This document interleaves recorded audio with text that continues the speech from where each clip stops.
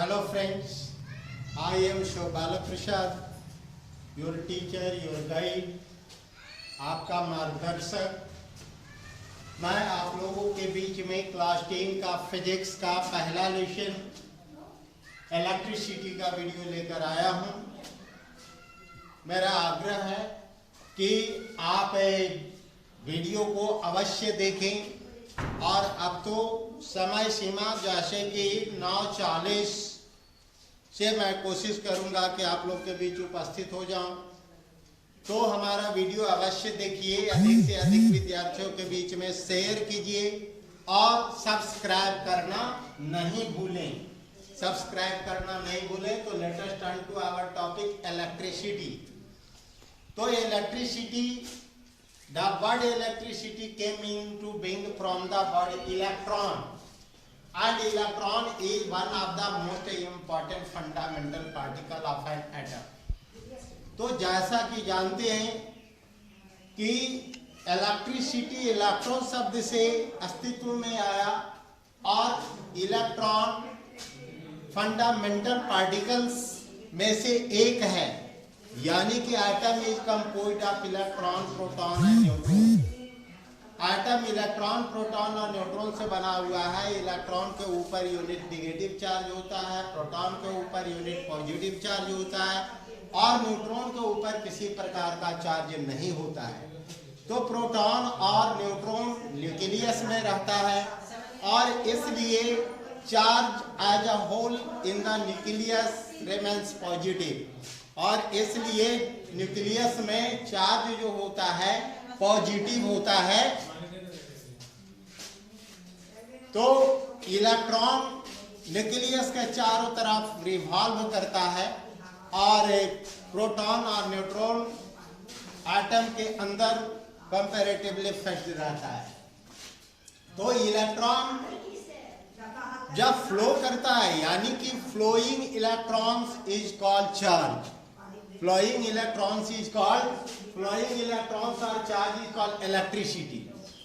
तो इलेक्ट्रॉन्स जब बह रहा होता है, फ्लो कर रहा होता है, तब कहा जाता है कि इलेक्ट्रिसिटी फ्लो कर रहा है, यानी कि फ्लोइंग चार्ज और इलेक्ट्रॉन्स इज कॉल्ड इलेक्ट्रिसिटी। अब इलेक्ट्रिसिटी का युग है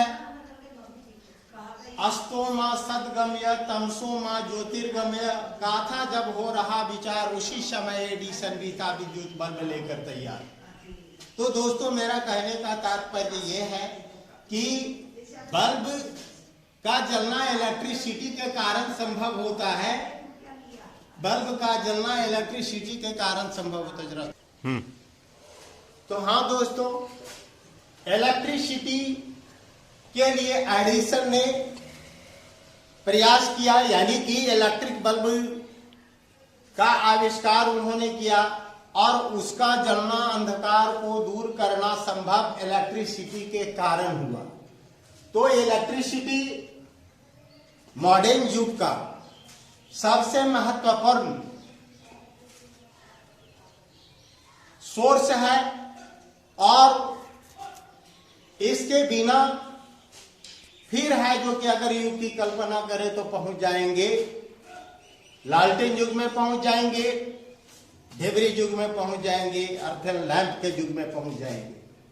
तो इलेक्ट्रिसिटी के द्वारा बहुत सारे इलेक्ट्रिकल एप्लायंसेस वर्क करते हैं। इलेक्ट्रिक मोटर रहे, बल्ब रहे, ट्यूबलाइट हो, जनरेट ये रेफ्रिजरेटर हो, वॉशिंग मशीन हो, ये सबके सब इलेक्ट्रिसिटी के द्वारा चलते हैं। तो let us see types of electricity. तो इलेक्ट्रिसिटी दो तरह के होते हैं। एक है स्टैटिक इलेक्ट्रिसिटी, तो जैसा कि नाम ही बता रहा है, electricity at rest is called static electricity. Hindi में इसे स्थिर विद्युत कहते हैं, यानी कि ये type of electricity which can't be carried from one place to another distant place is called static electricity, और in very simple electricity at rest is called static electricity. यानी कि जिस इलेक्ट्रिसिटी को हम लोग कंडक्टर वायर की मदद से एक जगह से दूसरी दूरस्थ जगह तक नहीं ले जा सकते, उसे स्टैटिक इलेक्ट्रिसिटी कहते हैं, यानी कि स्थिर विद्युत कहते हैं। दूसरे तरह का जो इलेक्ट्रिसिटी है यानी कि करंट इलेक्ट्रिसिटी, तो a type of electricity which can be carried from one place to another distant place with the help of conductor wire is called current electricity. अर्थात जिस इलेक्ट्रिसिटी को कंडक्टर वायर की मदद से एक जगह से दूसरी दूरस्थ जगह तक ले जाया जा सकता है, उस इलेक्ट्रिसिटी को कहा जाता है करंट इलेक्ट्रिसिटी। अब देखिए इलेक्ट्रोस्टैटिक्स यानी कि स्टैटिक इलेक्ट्रिसिटी से संबंधित बातों का अध्ययन इलेक्ट्रिक कूलम्स लॉ वगैरह का स्टडी है जो कि इस टॉपिक के अंतर्गत करते हैं। अब देखिए अगला टर्म है चार्ज। तो the property of particles of matter which is responsible for electric force is called charge। यानी कि मैटर का पार्टिकल्स का प्रॉपर्टी जो रिस्पॉन्सिबल होता है इलेक्ट्रिक फोर्स के लिए वो चार्ज कहलाता है। It is symbolized by capital Q और स्मॉल क्यू। इसे इंग्लिश अल्फाबेट के बड़े अक्षर क्यू के द्वारा या छोटे अक्षर क्यू के द्वारा सूचित किया जाता है। Its SI unit is coulomb. इसका एसआई यूनिट कूलम्ब होता है जिसे शॉर्ट में सी भी लिखते हैं। Now let us turn to types of charge. तो there are two types of charges, number 1 positive charge and number 2 negative charge. So, friends, let us see two types of charges one by one. Firstly, positive charge. The charge acquired by a body on losing electrons is called positive charge। ये समझने के लिए हम sodium और calcium का example लेकर आपको समझाता हूं। सोडियम मेटल है।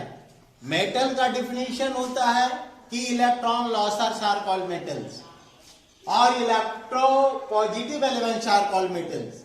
तो ये देखें कि कैसे इलेक्ट्रो पॉजिटिव है, कैसे ये इलेक्ट्रॉन लॉस करने वाला है। तो सोडियम का इलेक्ट्रॉनिक कॉन्फ़िगरेशन होता है 2s1 और ये 1 इलेक्ट्रॉन लॉस कर देता है।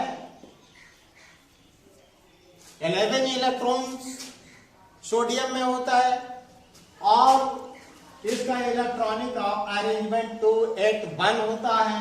अगर ये 1 इलेक्ट्रॉन लॉस कर देता है तब है जो कि 1 इलेक्ट्रॉन की कमी सोडियम में हो जाएगी और कंपैरेटिवली 1 प्रोटॉन ज्यादा हो जाएगा सोडियम में, क्योंकि इलेक्ट्रॉन और प्रोटॉन्स की संख्या किसी भी एटम में आइडेंटिकल होता है, समान होता है। तो कोई भी एटम जैसे मेटल्स है तो 3 इलेक्ट्रॉन तक लॉस कर सकता है। 1 इलेक्ट्रॉन लॉस करेगा तो 1 यूनिट पॉजिटिव चार्ज आ जाएगा, क्योंकि 1 प्रोटॉन है जो कि ज्यादा हो जाएगा सोडियम में।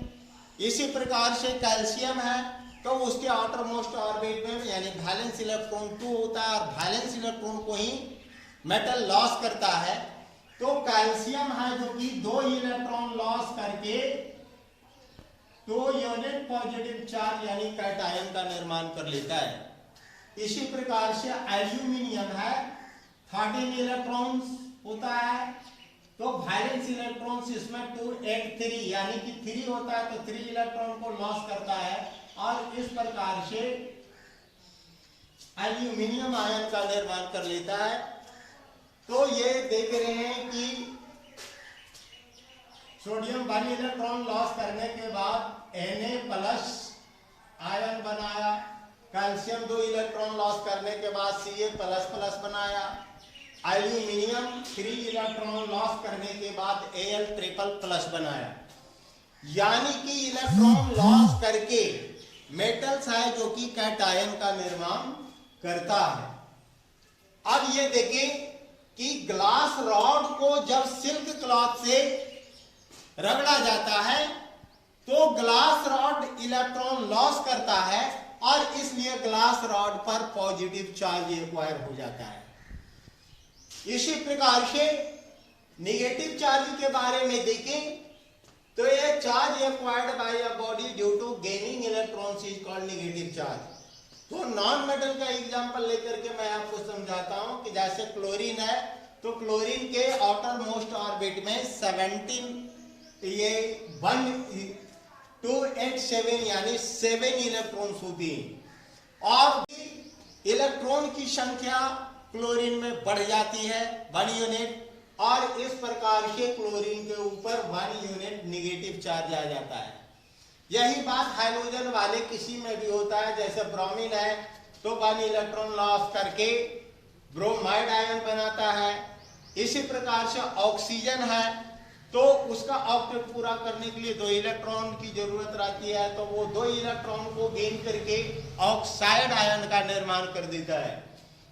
अब ये देखें, ये वो नाइट रॉड के साथ जब उसे बिल्ली की खाल या फर के साथ रगड़ा जाता है तो ये वो नाइट रॉड इलेक्ट्रॉन को गेन कर लेता है, इसलिए कंपैरेटिवली इलेक्ट्रॉन की संख्या एबोनाइट रॉड में बढ़ जाती है और इसलिए एबोनाइट रॉड पर नेगेटिव चार्ज आ जाता है। अब दोस्तों देखिए प्रॉपर्टी ऑफ चार्जेज क्या है, तो similar charges repel each other, यानी कि समान चार्ज, समान स्वभाव वाले चार्ज एक दूसरे को रिपेल करते हैं।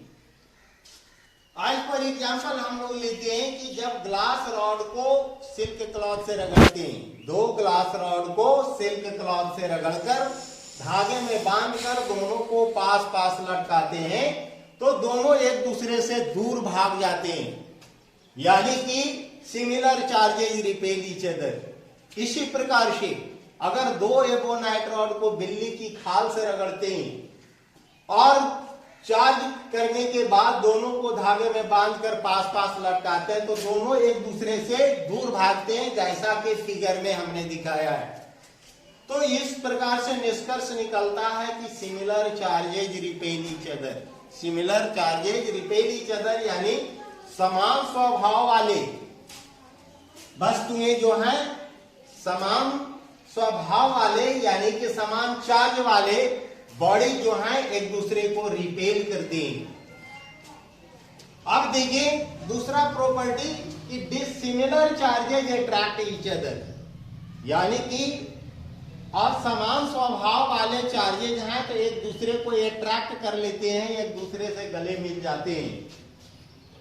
जैसा कि फिगर में हमने दिखाया है कि एक ग्लास रॉड को सिल्क क्लॉथ से चार्ज करके और एक एबोनाइट रॉड को बिल्ली की खाल या फर से चार्ज करके जब दोनों को पास पास लटकाते हैं तो दोनों एक दूसरे को एम्ब्रेस कर लेते हैं, अट्रैक्ट हो जाते हैं, एक दूसरे से गले मिल जाते हैं। तो फ्रेंड्स, नाउ लेट अस सी कूलम्ब्स लॉ। तो कूलम्ब नामक वैज्ञानिक ने चार्ज बॉडीज के लिए एक लॉ दिया जिसे कहा जाता है कूलम्ब्स लॉ।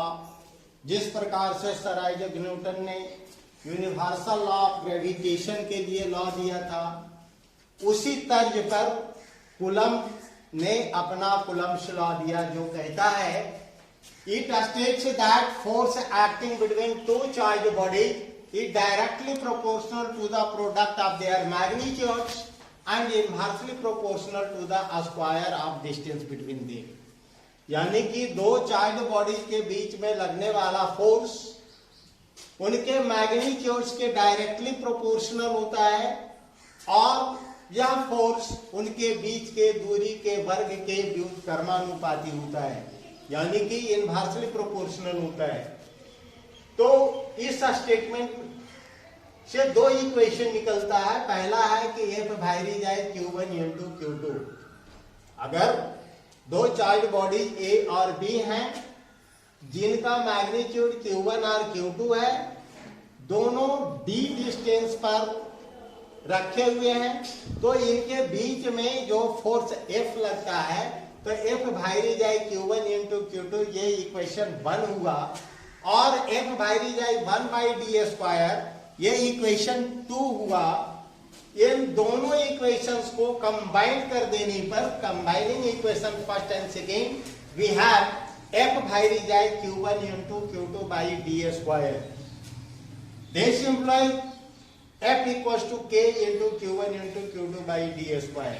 तो ये ट्रेडिशन है कि जब वायरिज एज का सिंबल हटाया जाता है तो उसके बदले एक कांस्टेंट K लिया जाता है और वायरिज एज के चिन्ह के जगह पर हम लोग जो है बराबर साइन ऑफ इक्वलिटी देते हैं, बराबर का चिन्ह दे देते हैं।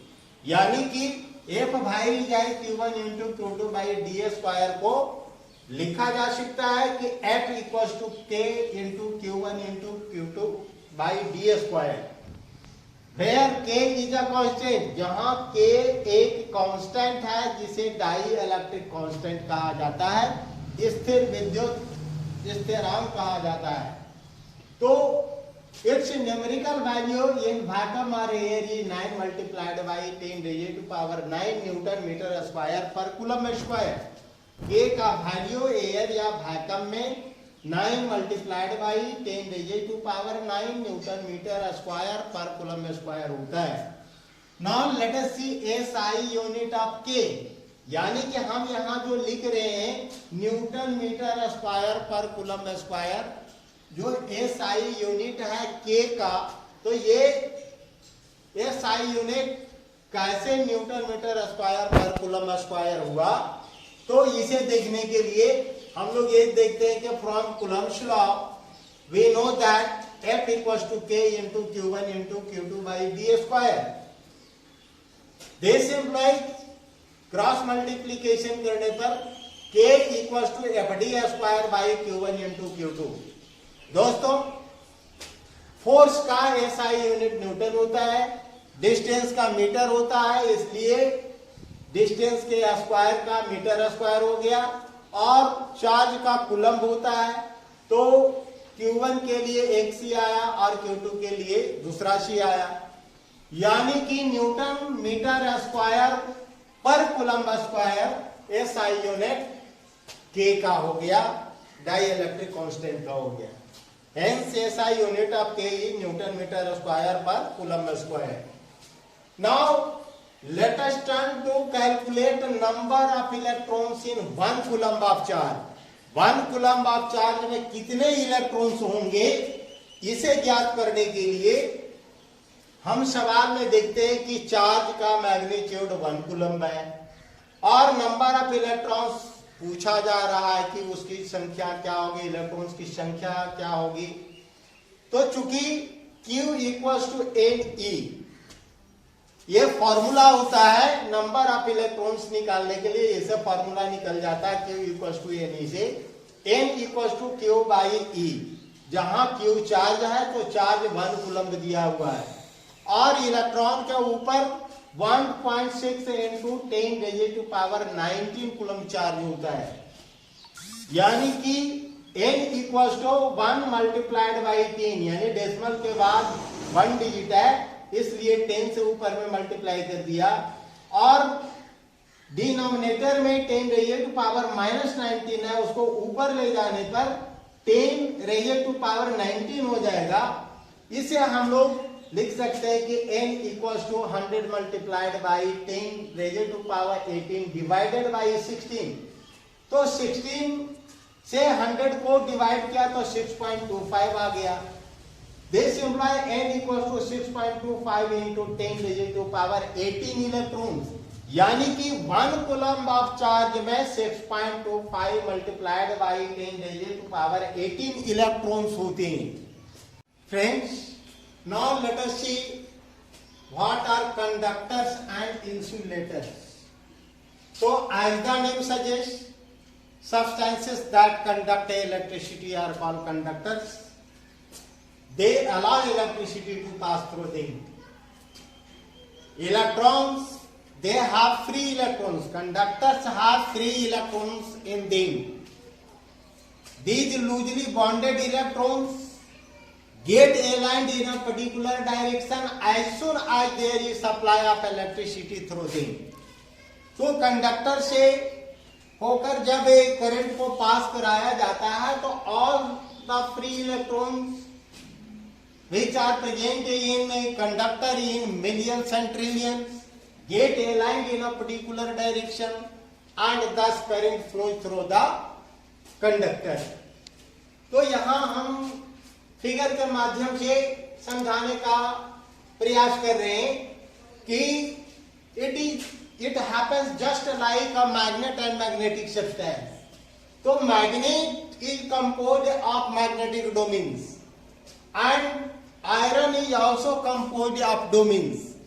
लेकिन दोनों में अंतर क्या है कि magnetic domains north south direction में सजे रहते हैं, जबकि आयरन में डोमेन्स है तो रैंडम डायरेक्शन में स्कैटर्ड रहते हैं. लेकिन जैसे ही मैग्नेट के संपर्क में आयरन को लाया जाता है या मैग्नेट को आयरन के संपर्क में लाया जाता है, all the domains of iron get aligned in north-south direction and the iron or iron object to become some magnet. तो जैसे ही मैग्नेट के संपर्क में आयरन को लाया जाता है या आयरन के संपर्क में मैग्नेट को लाया जाता है तो आयरन के सभी डोमेन्स अरेंज हो जाते हैं नॉर्थ साउथ डायरेक्शन में. इसी प्रकार से कंडक्टर वायर में millions of trillions of free electrons होते हैं, लेकिन ये रैंडम डायरेक्शन में स्कैटर्ड होते हैं.